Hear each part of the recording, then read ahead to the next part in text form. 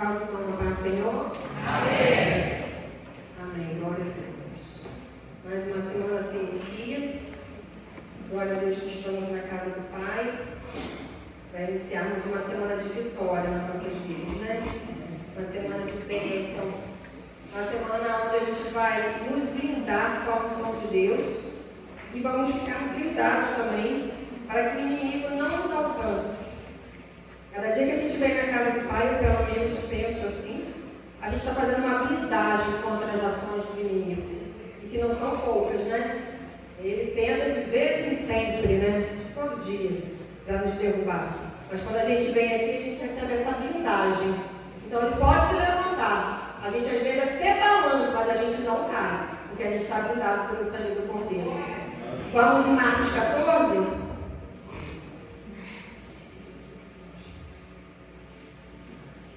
Marcos 14.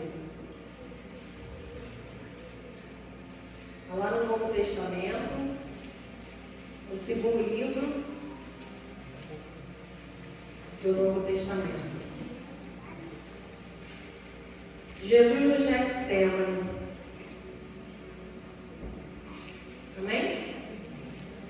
Aqui Jesus estava a poucos dias da crucificação. E diz assim a palavra do Senhor.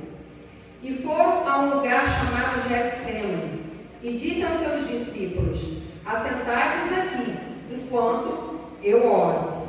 E tomou consigo a Pedro e a Tiago e a João, e começou a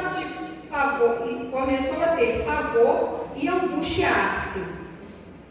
E disse-lhes: a minha alma está profundamente triste até a morte. Ficai aqui e vigiai. E tendo ido um pouco mais adiante, prostrou-se em terra e orou, para que, se fosse possível, passasse dele aquela hora. E disse: Abba, Pai, todas as coisas te são possíveis, afasta de mim este cálice. Não seja, porém, o que eu quero, mas o que tu queres. E chegando, achou-os dormindo, e disse a Pedro: Simão, dormes? Não podes vigiar uma hora? Vigiai e orai, para que não entreis em tentação. O espírito, na verdade, está pronto, mas a carne é fraca. E foi outra vez e orou, dizendo as mesmas palavras. E voltando, achou-os outra vez dormindo, porque os seus olhos estavam carregados e não sabiam o que responder. E voltou terceira vez e disse-lhes: dorme agora e descansai. Basta, é chegada a hora. Eis que o Filho do Homem vai ser entregue nas mãos dos pecadores. Levantai-vos, vamos, eis que está perto o que me trai. Aqui Jesus estava no Getsemane. E a palavra nos diz aqui que ele estava junto com os discípulos. Só que Jesus começou a sentir uma tristeza muito profunda na alma dele. Uma angústia, uma aflição. E quando eu leio isso aqui, que eu começo já a ler isso aqui, eu já comecei a entender que Deus já estava executando o propósito dele aqui na terra para conosco. Porque aqui já começou o sofrimento de Jesus.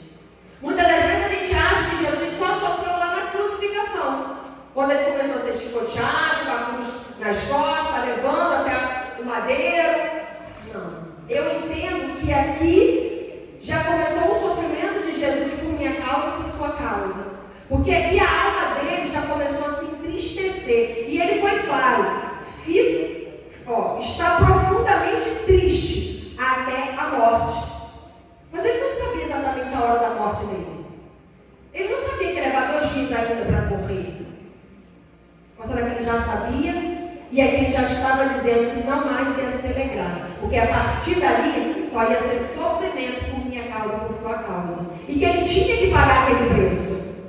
Ainda que ele falasse com o pai assim, olha aqui. E tendo ido um pouco mais adiante, prostrou-se em terra e orou, para que, se fosse possível, passasse dele aquela hora.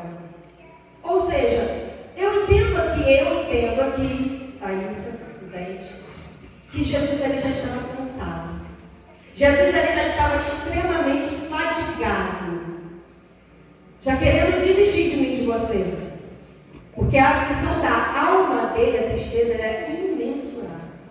E aí eu abro um parênteses aqui para vocês, agora como médica para vocês. Se vocês me perguntarem assim, irmã, o que ultimamente você mais vê nos consultórios? É engraçado. Pode dizer, lógico. A doença da alma. Não é o câncer que eu mais vejo. Não é o problema do útero que eu mais vejo. Não é a doença dos ovários que eu mais vejo. Da próstata que eu mais vejo. Agora está tendo um índice até de bastante homem em novembro, né? Caso do câncer de próstata. Ultimamente, as doenças que eu mais vejo é a doença da alma. Da cabeça. O psicológico. Aquelas pessoas que enfrentam problemas, muitas das vezes não conseguem resolvê-los e a doença vem na alma, vem no espírito, a doença vem no psicológico dessas pessoas. E aí, sim, muitas das vezes envolvendo a doença da carne. Através do emocional, a carne começa a padecer, começa a sofrer. Já existem estudos dizendo que câncer pode ser desenvolvido por conta de problemas psicológicos. Não é só porque você fuma, não é porque você bebe, você está repreendido, que ninguém faz isso. Pode dizer. Não é só por causa do fumo, por causa da bebida, não é por causa da má alimentação somente, não. Hoje já se sabe. O emocional pode desenvolver um câncer na pessoa. A dor da carne existe um remédio, na maioria das vezes. Você vai numa emergência, você toma dipirona, ou você em casa você toma um Tilenol, às vezes você toma um Tramal, que é remédio mais forte, até para tirar a dor. E a do espírito? E a dor da alma? Quem tira? Aquele vazio, aquela dor, você não sabe explicar. A dor deve ter sentido essa dor, né? Uma dor imensurável. Você não explica essa dor. A Duda tinha um motivo para sentir a dor, que era o filho dela. Muitos aqui têm motivo para sentir uma dor imensurável, muitas das vezes, tem uma razão. E qual era o motivo de Jesus de sentir aquela dor na alma? Eu e você. Eu e você. Mas eu entendi que ele também cansou de sentir essa dor como homem, como ser humano. Porque ele falou, Pai, que passe de mim este cálice, se for possível. Então, literalmente, ele sentiu o que todos nós, quando estamos em momentos extremamente difíceis, ele também sentiu. Mas Jesus não sentiu. Deus ali já estava tirando, eu creio, a presença dele aos poucos do filho. Filho, vai ficando aí, porque você precisa cumprir com a promessa dessa humanidade. Então, eu preciso me afastar de você, para você sentir exatamente o que o meu povo vai sentir um dia. O que o meu povo já sente hoje. E eu entendo que Deus ali já foi aos poucos. Portanto, Deus não fez nada. Deus passou o cálice de Jesus aqui. Portanto, Jesus volta a orar. A mesma coisa. Olha a persistência, nos ensina persistência essa palavra. O próprio filho, falando com o pai, não pôde só uma vez, teve que duas, teve que três. E o pai era fez o quê? Não, filho. Agora eu não posso desculpar. Porque precisa ser cumprida a promessa. Por sua causa. Por minha causa. O sofrimento de um homem que não fez nada de errado, mas foi julgado e condenado por minha causa. E por sua causa. E esse amor, que é inexplicável do Pai para conosco, na maioria das vezes a gente não retribui. A gente não obedece. A gente não quer saber. A gente não quer pagar preço por esse amor. A gente veio conversando no carro sobre questões de discípulos, presbíteros, né? Falando assim. E eu falei, pai, mãe, às vezes lá na igreja, me perdoa a pastora se eu falei demais, mas eu vou falar o que eu falei. A irmã Carmen confessou que ela também tem que falar. Falta, às vezes, na nossa igreja, no nosso ministério, pessoas que querem pagar o preço pela obra de Deus. Uma igreja tão cheia de membros, estão sempre os mesmos aqui em cima. Estão sempre sendo os mesmos discípulos. Não se levanta pessoas para querer ajudar de verdade, para pagar um preço de verdade, conforme a liderança paga e ensina a pagar preço. Por quê? Se Jesus pagou alto preço por mim e por você, o que eu e você temos dado ao Senhor para fazer valer esse alto preço que foi pago, essa tristeza na alma de Jesus? Eu também quero vir para o culto, sentar no banco e esperar a bênção chegar. Eu também quero vir para o culto, não fazer um jejum, não fazer uma oração e chegar aqui, pastora ser usada, Carlinha ser usada, e não serve. Para mim, é fácil e cômodo. E qual o preço que eu pago para Deus fazer a diferença na minha vida? A maioria não quer pagar preço. A maioria não quer sentir a dor dessa alma que Jesus sentiu. Ele pagou o preço por mim e por você. A nossa liderança paga preço por mim e por você. E o que você tem dado em troca para o Senhor? O que você tem dado em troca para o seu ministério que te abençoa? Será que nada? Será que você não pode fazer nada para ajudar o seu ministério e a obra de Deus? Eu ainda faço pouco. Eu entendo que eu ainda faço muito pouco. Perante as bênçãos que eu recebo neste lugar, os milagres que eu recebo neste lugar, de Deus na vida dela, na vida dos discípulos. Eu faço muito pouco, eu tenho que ter vergonha na minha casa, tenho que fazer mais. Já falei isso. Foi esse preço que Jesus pagou por mim e por você. Será que você entende esse preço? Será que você consegue sentir a dor que ele sentiu na alma, que ali não ia ter antibiótico que melhorasse aquela dor? A dor do profundo, que nada cura, a não ser o Pai. Às vezes você está aí sentado e está com uma dor assim. E às vezes você está falando assim, irmã, Deus não está me ouvindo. Aí eu falo para você assim, Ele está aqui na sua. Mas às vezes chega da hora de você fazer algo para o Senhor também. Às vezes Ele está em silêncio para você, porque às vezes Ele está requerendo de mim, de você, algo a mais. Aqui os discípulos que andavam com Jesus simplesmente dormiam. Enquanto Jesus falou o quê? Vigiai e orai, porque eu estou aflito, estou triste. Ou seja, me ajudem, por favor. Os discípulos dormiram. E a impressão que eu tenho é que às vezes acontece o mesmo aqui. As pessoas dormem ao invés de orar, ao invés de pagar o preço de jejum e oração pelo próprio ministério, que é para abençoar os próprios. Como que você quer um ministério fortalecido, cheio de graça, cheio de poder, cheio de unção, se você também não paga um preço para isso? Mas você exige. Você exige a pastora vir aqui na frente, botar a mão na tua cabeça e você ser abençoado? Mas qual o preço que você está pagando para isso? Jesus pagou para isso. Se Ele que Jesus pagou, como que nós não vamos pagar, querido? Se Ele pagou o cara todo poderoso, como que eu e você, que somos meros mortais, pecadores, não vamos pagar? Para quê? E aí Jesus, muito paciente, quando voltou lá, encontrou os discípulos dormindo. Mas Pedro, você dorme? Ele alertou. Eu te pedi para você orar. Eu pedi para você jejuar. E você dorme. Olha o alerta. Olha o pedido de socorro de novo.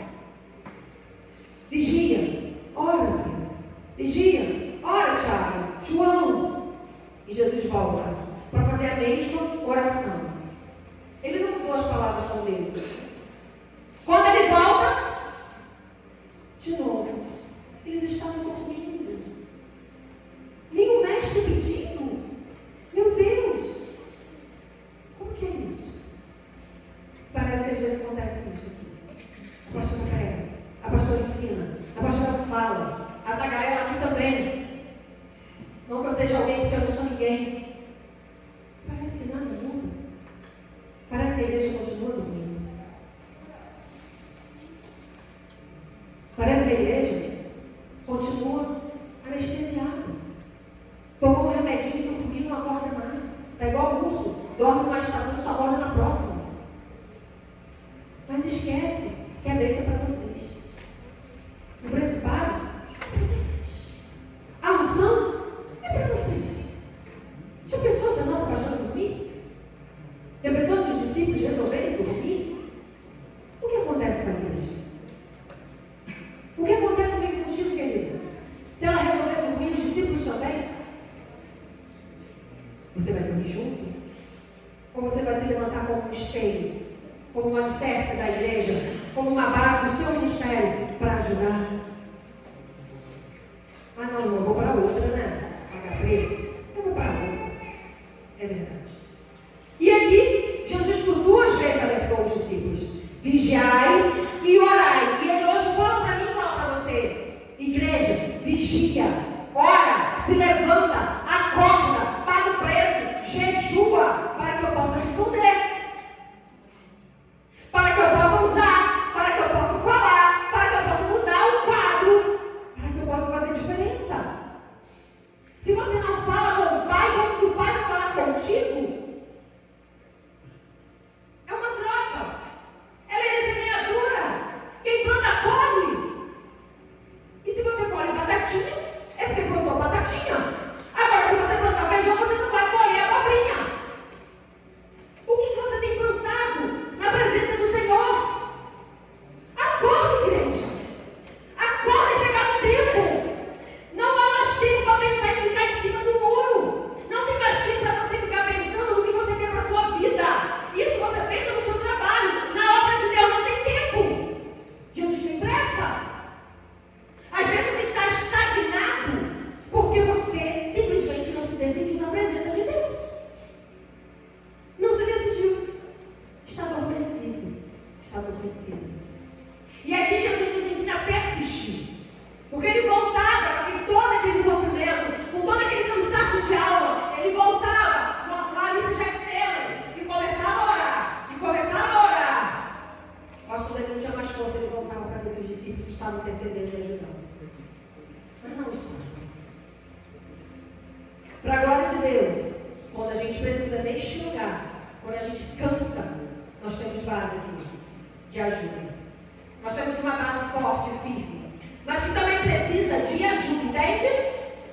É uma base forte, é uma base firme, mas que também precisa de ajuda. Porque assim como Jesus cansou, qualquer um pode cansar. Qualquer um pode se estressar, se entristecer, se entristecer. E nem sempre o médico vai resolver essa tristeza, vai resolver essa aflição, essa angústia. É só Jesus. É só alguém que você possa contar, como Jesus estava contando com os discípulos. Mas não teve ajuda naquele momento.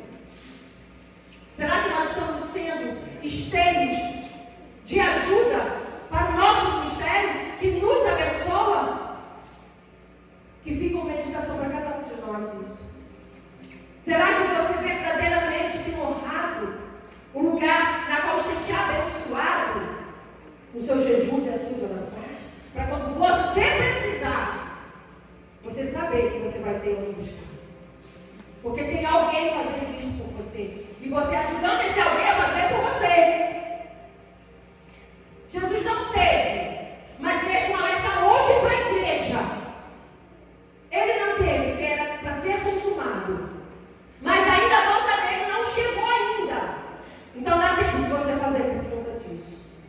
Dá para tempo de você ajudar o seu ministério para ter mais bênção, mais unção através da sua vida de jejum e oração.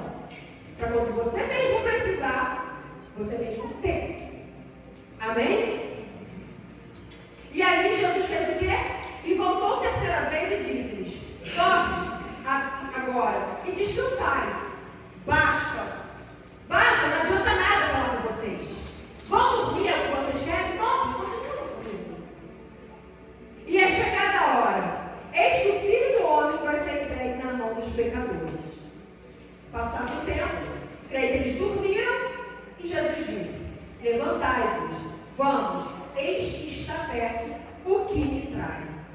Ou seja, aqui estava chegando Judas já, para trair Jesus. Aqui já viu o encontro de Judas. E mais à frente aconteceria a crucificação. Aconteceu a crucificação. Então eu vejo que essa palavra nos deixa hoje um sinal de alerta para vigiar e orar. Para que a igreja não fique dormindo, não fique de braço cruzado, mas que se levante em oração, em jejum e faça por merecer as bênçãos que tem neste lugar. E faça por merecer aquilo que você precisa. Porque você precisa, eu preciso. Às vezes até diz que você não vai conseguir ajudar, que você não vai conseguir orar, que você não vai conseguir jejuar. Amém, até Jesus cansou. Não seremos nós que não vamos cansar também. Mas enquanto você não se cansa, ajuda, contribui, faça a diferença, ajuda quem precisa se levantar, para que se algum dia você precisar, tem quem te ajude, tem quem te sustente, tem quem te levante. Isso aqui é uma palavra que nos mostra que se até Jesus sentiu dor na alma, que dirá nós. Só que aqui nos mostra que Jesus persistiu com o Pai. Ele continuou perseverando e tendo toda a paciência com aqueles discípulos. Ou seja, diante da sua dificuldade, diante talvez do seu sofrimento, da sua aflição, não desista, persista, porque o Senhor persistiu e nos ensinou assim, nos ensina dessa forma. E o principal, não desanime da sua oração, do seu jejum. Vigia, continua firme, continua ajudando a sua liderança a continuar contigo, para que no dia que você precisar, você tenha alguém para te ajudar, tenha alguém para fazer por você. E aí, eu vou pedir que você vá lá no Salmo 23. É tão conhecido.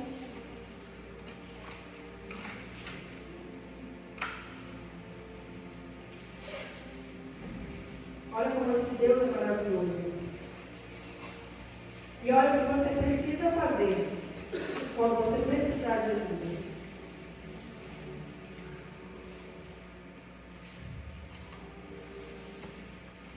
Salmo 23. O Senhor é o meu pastor, nada me faltará. Deitar-me faz em verdes pastos, guia-me mansamente às águas tranquilas.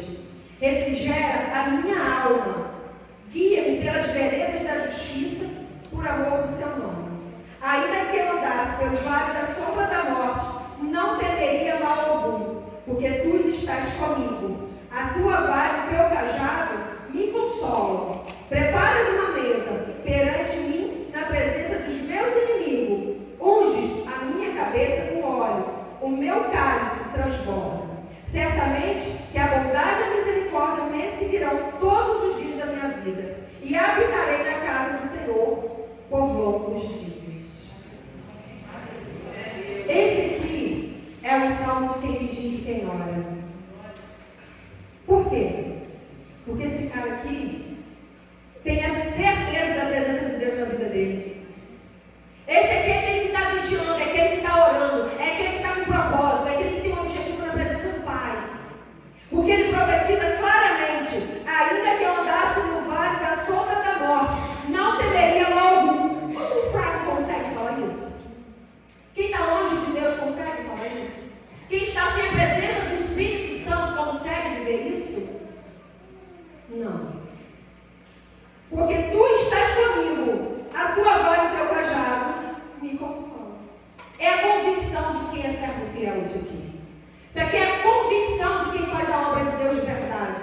De quem tem a presença do Espírito Santo dia após dia sobre a vida dele. Nada desestabiliza essa pessoa. Vem, dá um medo, dá um receio. Sim, somos carnes. Mas ele tem a certeza da vitória.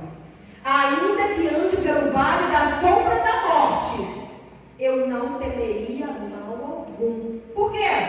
Porque tu estás comigo, Senhor. Eu tenho certeza disso.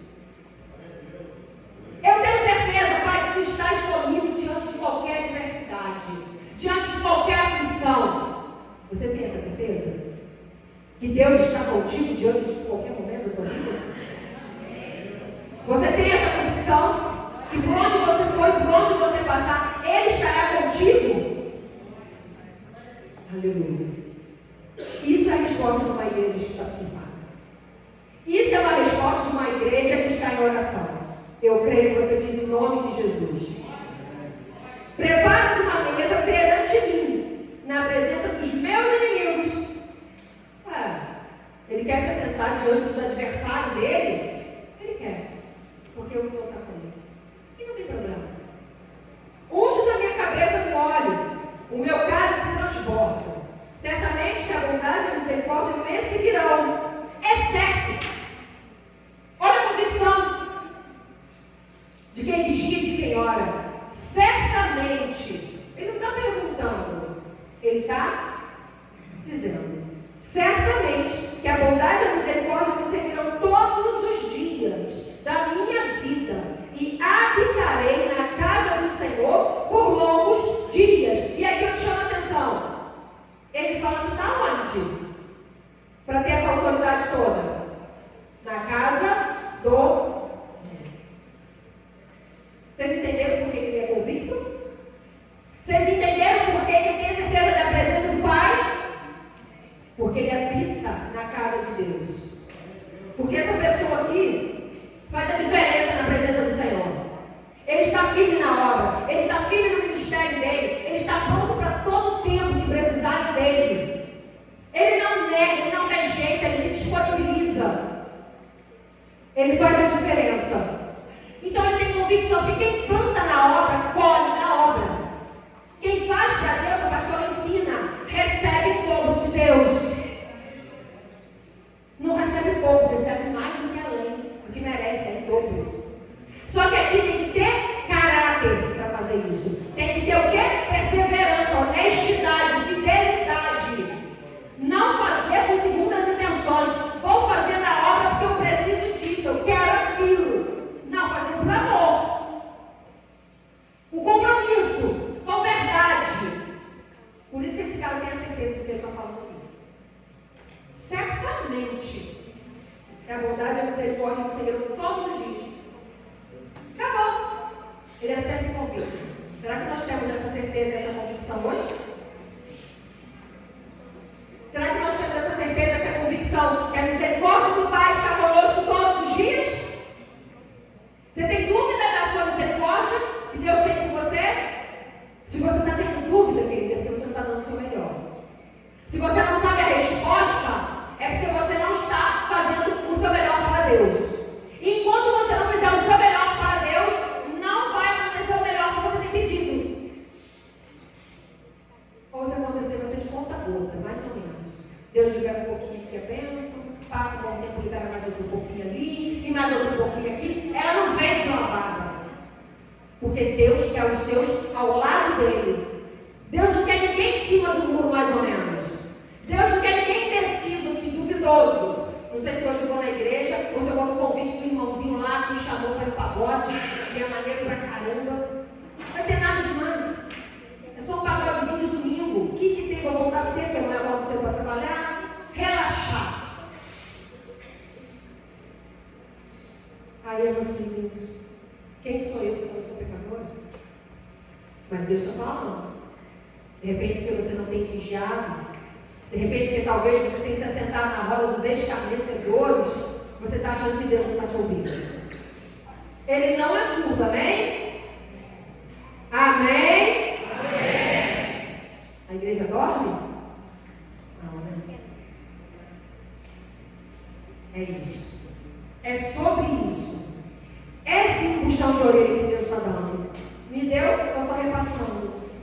Essa é uma chamada de Deus. Para mim e para a tua vida.